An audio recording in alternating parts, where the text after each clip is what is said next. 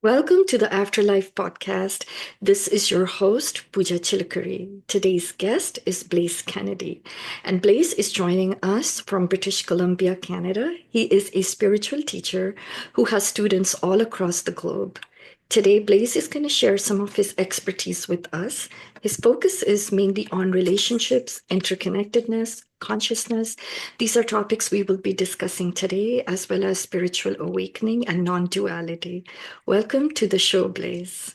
Yeah, thank you for having me. So, my first question for you, Blaise, today is how did you come about to becoming a spiritual teacher?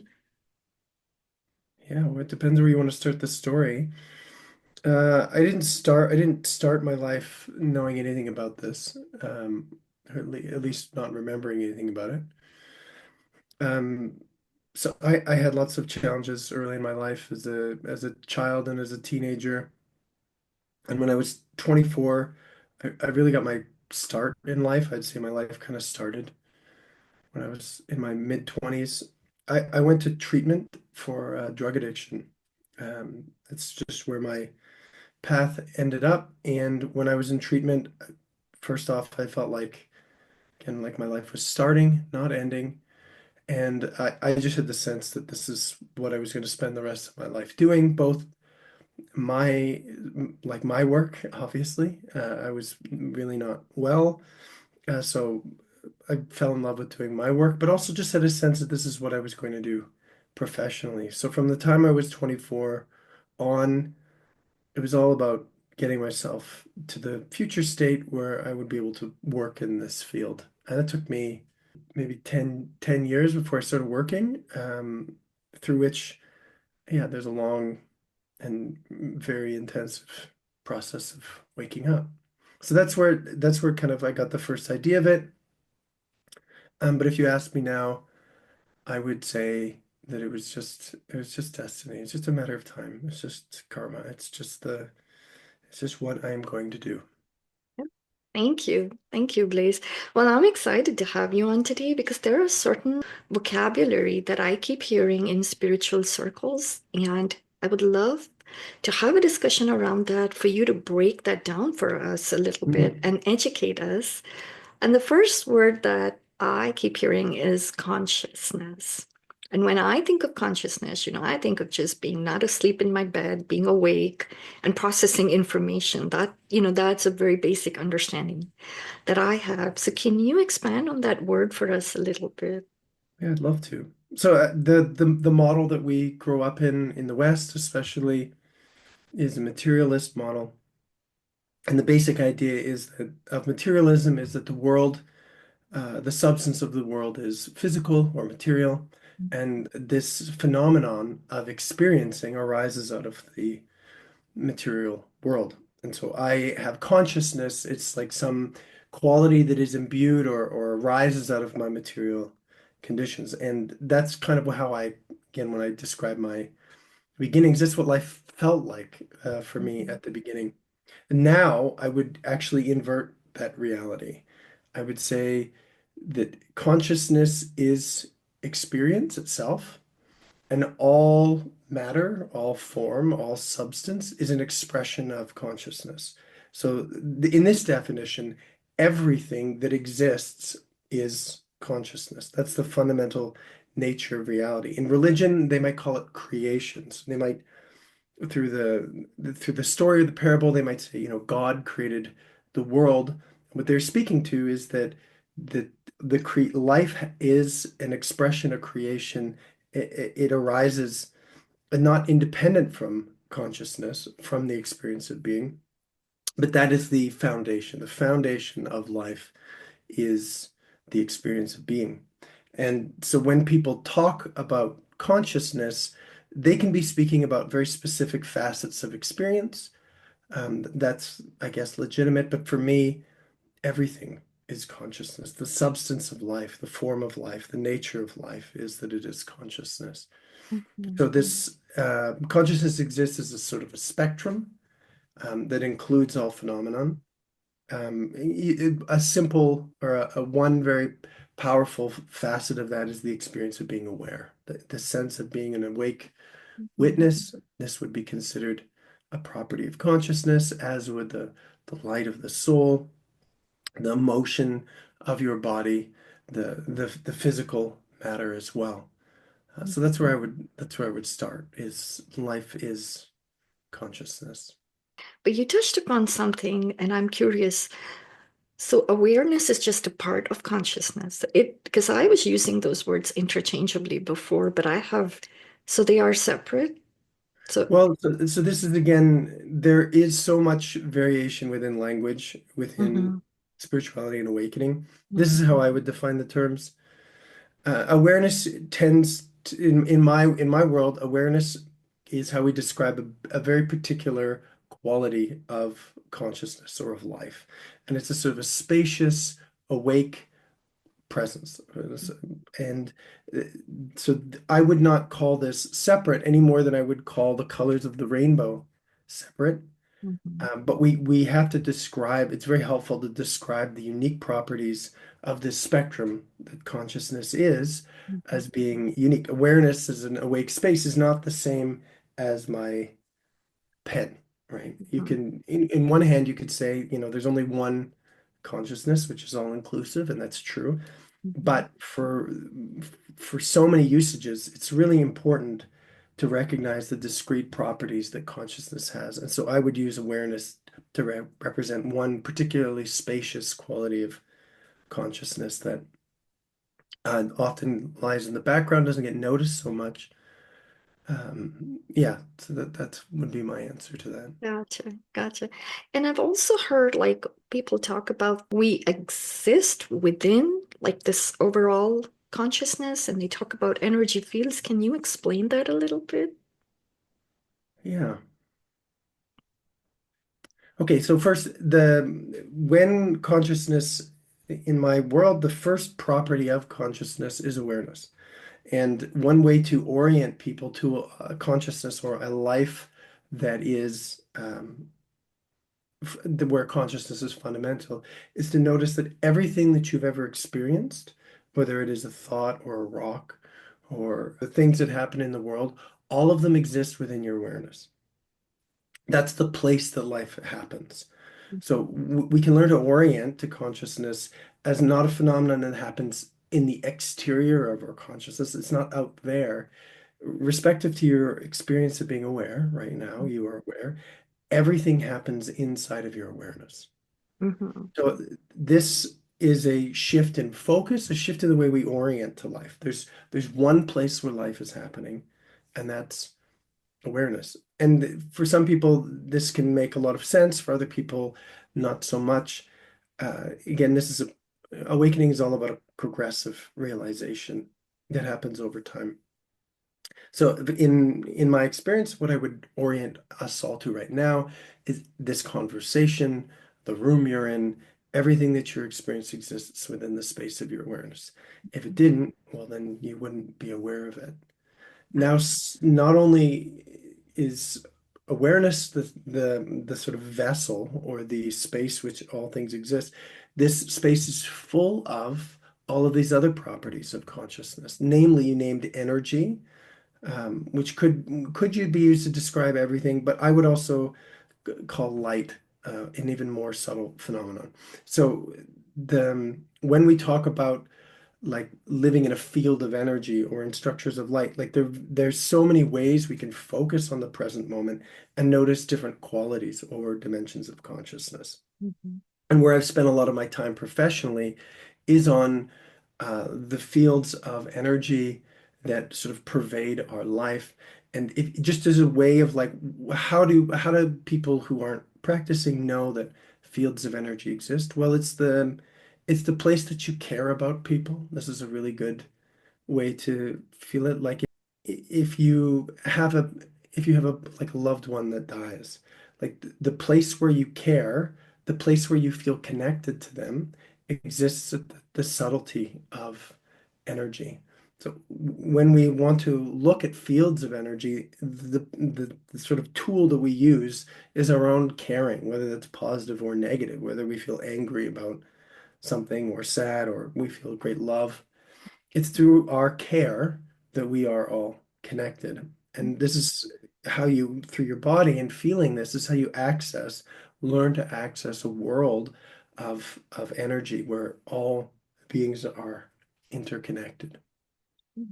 And as well, if you wanted to look at the world as light, the best way that I know to do that is to feel your soul, to begin to recognize the presence of your soul, which is a very subtle structure of light. And then to be able to see the world from your soul, from your light body, to see the Mhm. world as light. So again, all of these different perspectives or levels of consciousness, they're all accessed through your own body, your own perception. Like I feel the world as love through my love. I feel the world as light through my light. I feel the spaciousness of awareness through my awareness. So this is what I help people to do is first connect to these parts of themselves and then to see the world from that perspective. Please, you also mentioned a very important word, interconnectedness, right? Because I interview a lot of people that have had near-death experiences, and they've been outside of their bodies, and they actually experience the oneness or the connectedness of all things as they come back and share with us. But one of the challenges I find, living in this world where everything seems so discrete and so separate, this world seems like it's very polarized, things are very falling apart. Do you have any words of advice for us? I mean, it's a great question, and we can take a pretty significant amount of time on this. So again, you earlier used the word non-duality. Hmm. Now we're using words like interconnectedness. Yeah. And I would suggest there's some variation, and it's really important to acknowledge the, the pursuit, one of the primary pursuits of awakening or spiritual practice is to realize whatever you would call it, the one God, some supreme singular force in life, one perspective that includes or it transcends all division. This is what non-duality is, to see life as one. Hmm. Now, because consciousness has all these facets that we're describing, the it's people can describe that experience of oneness kind of at different levels. Um, they can be speaking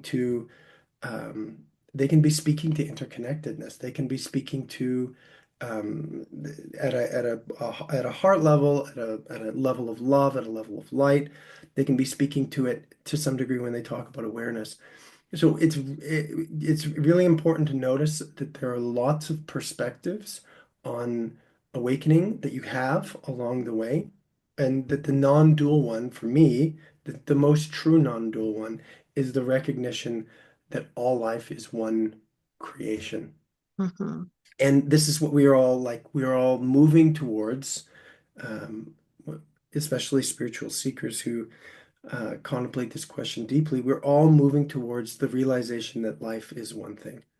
Now, within creation, there are many things, and those many things have uh, relationships to each other.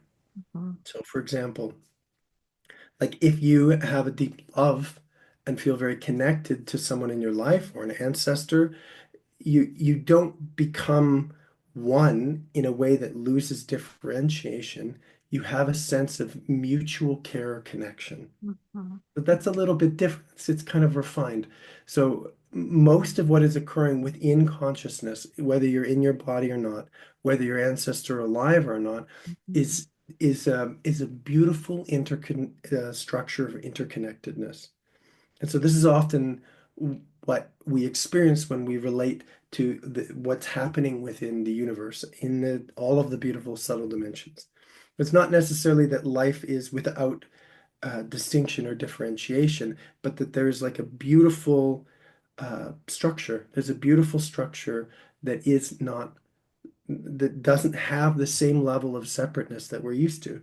So if we just zoom again, kind of back to where I started from and where most people which will start from too, you look around my office, you look around your room, and you will see a bunch of discrete objects that their primary relationship to each other is that they're physical. So my pen, my my keyboard, and this is what separateness is, and it's a level of life. It's real. So separateness is what allows us to drive our cars and not run into each other. Separateness is what allows me to buy a house and you to have a different house. So there's this level of life that is where there is physical separateness and discreteness. And as you move through the dimensions of consciousness to more subtly, that sense of physical matter and a physical separateness breaks down progressively, and more there are these properties of relatedness and interconnectedness that begin to occur. So the first would be like when someone says that they feel sad, like that their sadness is can be separate from me. I can shut it out, or I can shut out the needs of my child, or I cannot listen to people. But at an emotional level, at an energetic level, there's the beginning for us to share experiences, share how we feel, share what life is like for us, and have it be received by other people. Mhm. So this is, we are still separate, and yet we can feel and relate emotionally in a way that allows us to feel together. And if you've ever, to anyone that's sort of working on their childhood and at any level, like what we are really needing as children is this deep relatedness of like a world that holds us and sees us, and a Mhm. world that can help us complete these functions, that these needs that exist in our emotional body to be interrelated. Mhm. So again, when we look at emotional development in children, which is part of spiritual development, this sense of being physically separate breaks down. It's not so strong, and this sense of flow, the flow of energy, the flow of emotion, the flow of thought, and the ability for life to relate to itself Mhm. really grows. And if you take that even further to the structures of light and the soul, the physical separateness breaks down even more, the form and the substance breaks down more, and the sense of simultaneous occurrence, or things occurring all at the same time, all in the same place, grows. So you can think about this as a spectrum. Like physically, we are the most separate physically. This is the Mhm. place where we are the most separate. And as we move more and more to the subtlety of consciousness, there is less and less and less separation. So, what I help people to do is to really feel these more subtle levels of consciousness and engage in them. And Mhm. then you said something about the world, like the world looks Sure. not Mhm. unified. Mhm. You look at what's happening in your country, broadly speaking, it's not acting like a field of non-separateness. And that's because these fields, especially what I would call the fifth dimension, or a level where there is emotion and subtle energy, these fields are in a kind of damaged state. They exist, fields of energy need to be taken care of, and they can express higher levels of health or lower levels of health and well-being. And so, globally, as well as regionally within your own family, there is a lot of pain that is not functioning in a healthy way in our sort of global energy body. And as a result, this is why the world looks like conflict. And the Mhm. word that I would use for this is there's trauma. That at an emotional level, at an energetic level, there is trauma in this world, and we are an expression of a system that's not actually functioning in a healthy way. Mhm. So the pain and the difficulty, it really actually speaks to the fact that there is deep interrelatedness, that we Mhm. do care, that the things that happen in the world really matter. But because the world has had so much pain and difficulty, this sort of level of life is not functioning in a really healthy way. And so, whether it's in our own personal life, whether it's in our family or our community, much of the work is to bring health to this subtle level of energy that is a primary need that human beings have, is to make this field healthy.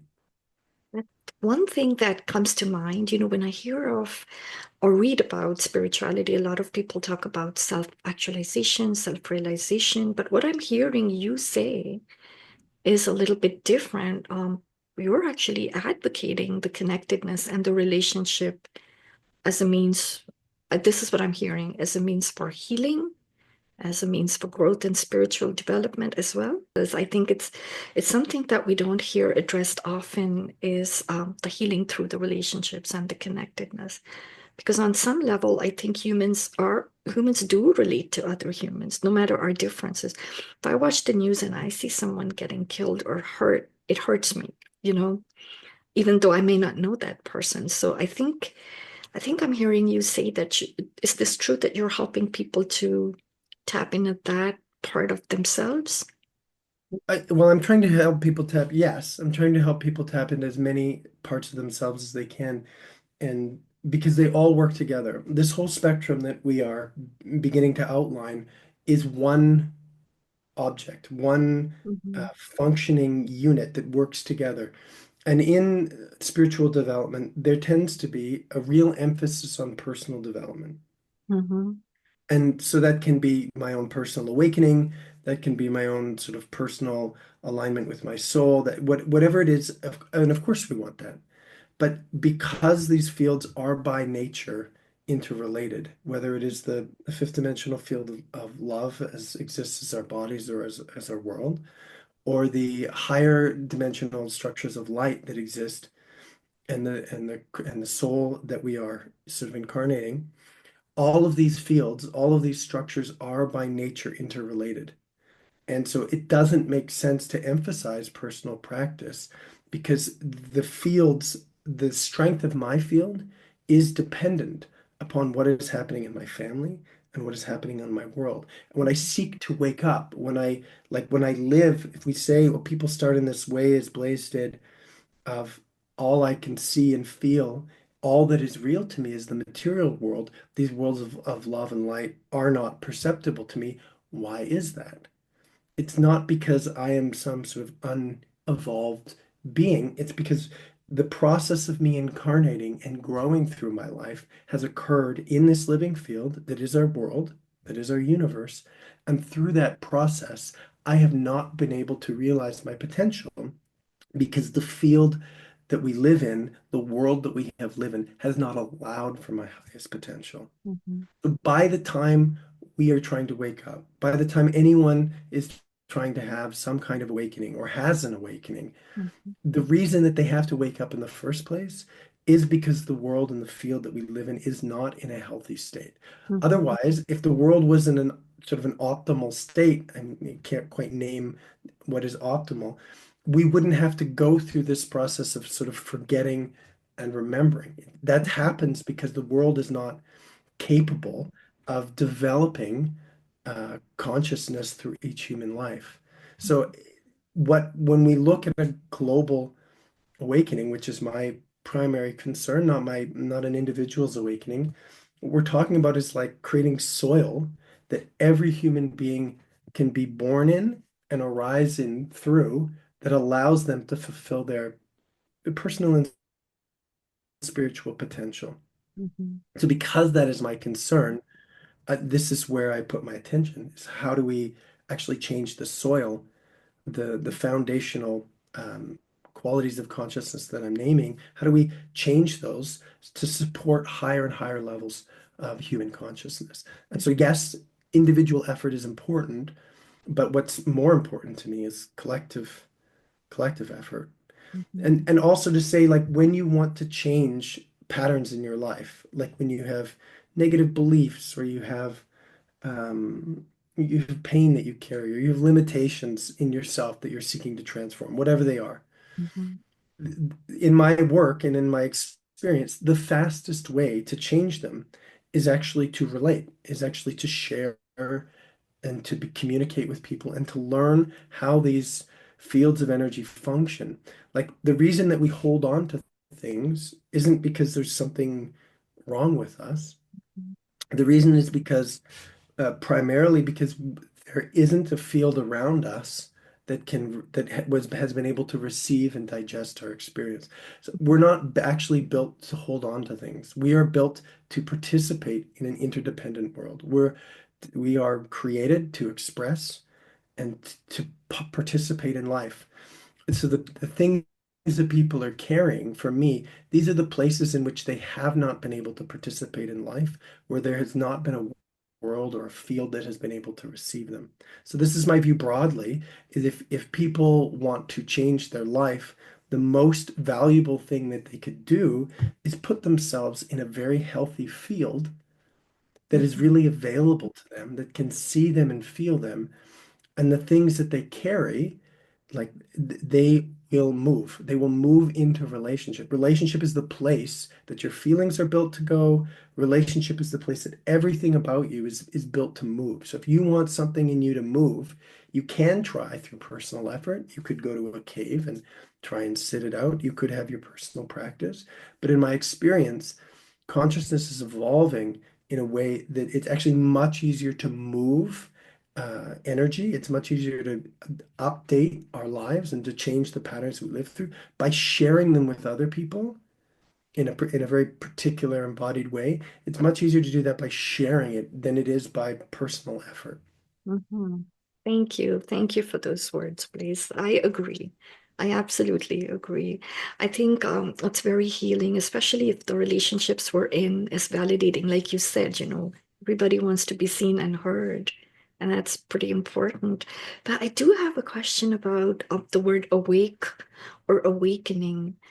How do you understand that? Because as we go through life, I'm not the same person I was, in my teenage years or in my 20s.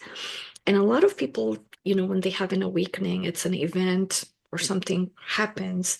But for many of us, like you said before, is it something just over time happens naturally, or is there something that drives it? Like it's just a point in time, it's different for different people. What is your take on that? Yeah, well, even if there is some big thing that happens for you, it's still going to be a process.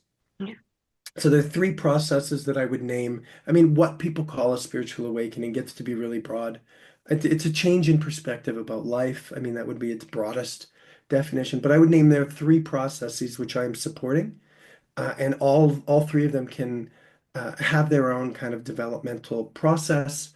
Mhm. And the first is a vertical embodiment, which means that I learn to rest in the energy of my body.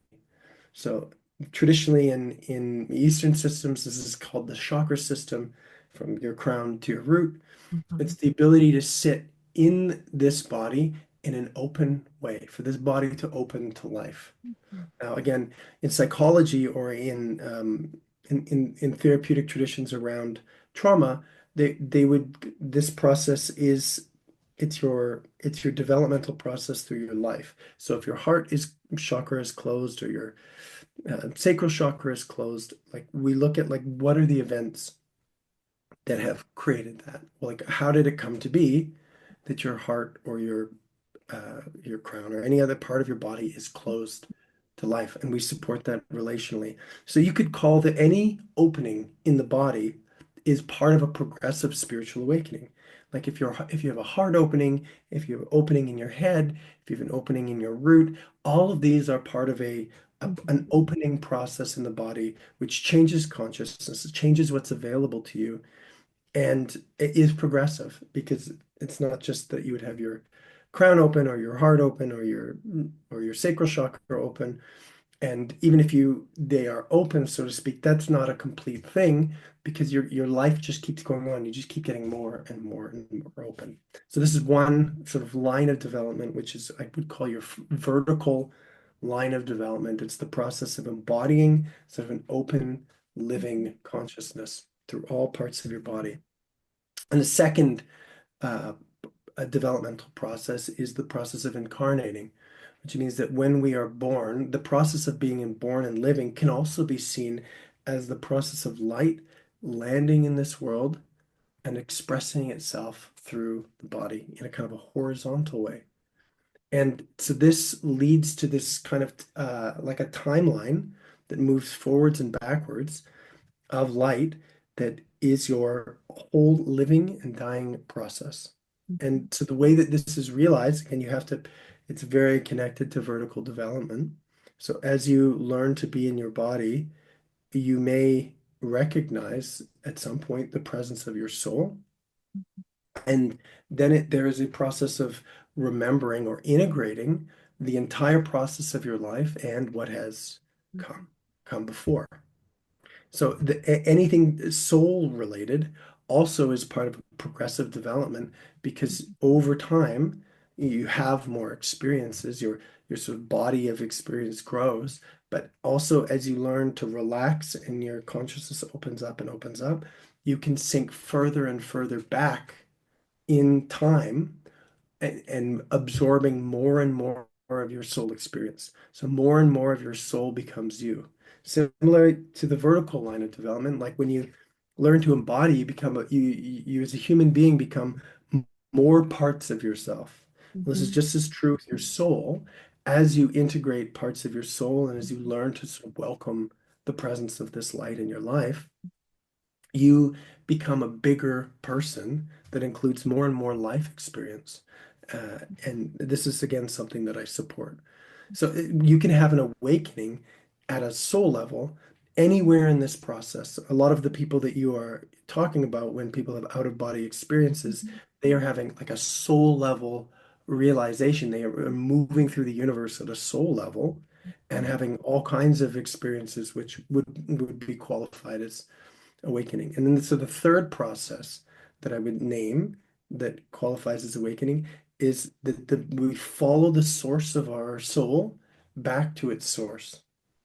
And this Mhm. is like the ultimate or the supreme realization is the nature of reality. So how do we get to the nature of reality? How do we know like where does life come from? Or how do we know that life is creation? Is we learn to follow our soul light back to the place that it's coming from, back to its source.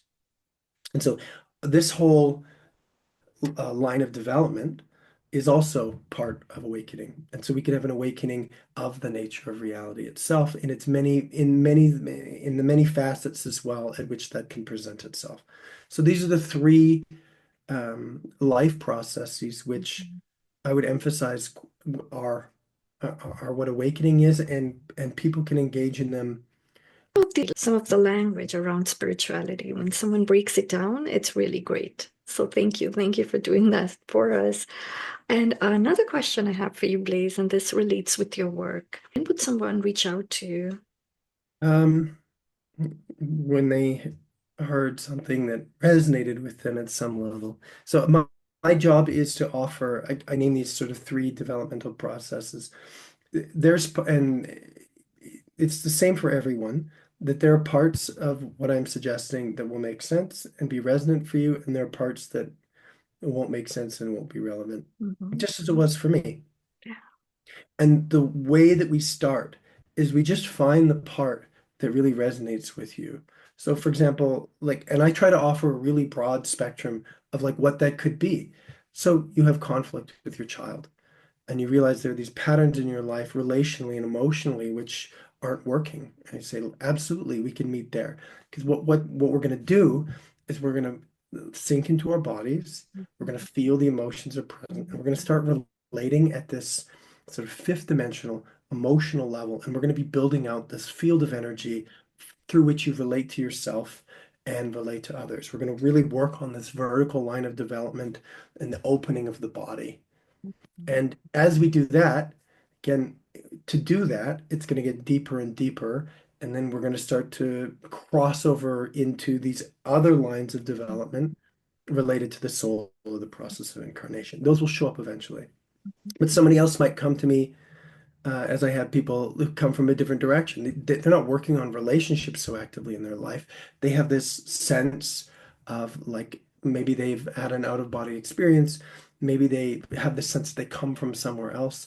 Maybe they have this like sense of the soul that's really prominent. And I would say, well, we can start there. We can start at the dimension of light and we can learn to relate to this soul that is you and learn to engage with the process of incarnating. I would say just because you were born doesn't mean that the process of incarnating is in any way complete. It can be supported. So I Mhm. might invite someone to support their process of Mhm. incarnating and their relationship to both their life, but also their soul history. Other people might say, yeah, I'm not really interested in all that personal stuff. I'm really interested in this sort of impersonal, non-dual nature of reality. I would say, great. Let's start looking at those qualities of consciousness. Let's learn how you can meditate and shift your focus, whether it's to awareness or any of the other qualities that you are currently interested in. Let's meet you there. Eventually, to really do that, you're also going to have to take in this sort of vertical dimension of your development, and you're going to have to eventually use the structure of light and the pathway of incarnation to get at all of these other things. But it doesn't really matter where people start. What matters is that people are following the thing that's really calling to them. And that will just over time grow and grow and grow. You have to have more and more aspects of yourself Mhm. to go further. It was just like in the sciences, like for a while, if you want to understand reality, in one, you could stay in physics or you could stay in biology. But eventually, like if you really want to understand science, you have to become interdisciplinary. At some point, you're going to Mhm. have to understand how biology meets chemistry meets physics, right? That otherwise you're limited in the scope of what you can do. Mhm. So it's the same with me. I wouldn't tell people what science to choose. I would say just get started on the one that's really alive for you, Mhm. or where you have pressure in your life. Some Mhm. people, they're like, I don't have a meaningful job. What's my life purpose? It's like, okay, well, that's the place we'll start. Mhm. So people will come to me because they are either in some sort of pain, or because they're really curious, or because they're Mhm. having a spiritual awakening, or because they want to have a spiritual awakening. And my job is to create a curriculum that can meet all of these people in the unique places that they are, Mhm. and eventually teach them the skills to come together and do work on many, many levels together. Mhm. And I appreciate that. Because what I'm hearing you also say is that, you know, when we are going through a spiritual awakening, and some of us who have like the big ones, right? All of a sudden, like on the soul level, sometimes it's easy to disassociate from the world around you. Um, so to integrate your life into, your spiritual awakening process, I think it's really important to have people like you, Blaise, to help support us through that journey. So thank you for doing what you're doing. So that does bring me to my very last question. Mm. How can people find you? Oh, And yeah. Two main ways that people can find me. One is my website. It's just my name, blaizekennedy.com. yeah, And through my website, you can meet me. You can look at some of the programs I offer. I do free events, and then I, of course, take students at various levels of engagement. And the second is on my YouTube channel, where I try to make really uh, well well created content to help explain all of these facets of life that we are just touching on. So the second place would be my YouTube page. My handle is Blaise here. awesome. Because the learning has to continue. We can't cover it all in 40 minutes. Yeah. So I, for one, will go ahead and subscribe to your channel, Blaze, because it'd be interesting to see, what all I can learn. So thank you so, so very much. And for those who are listening and watching, I will have all of the links in the show notes. So I'll make sure to go visit it. Thank you again for joining us today, Blaze. Oh, my pleasure. Hope everyone listening got something out of it. I'm sure we did. Thank you.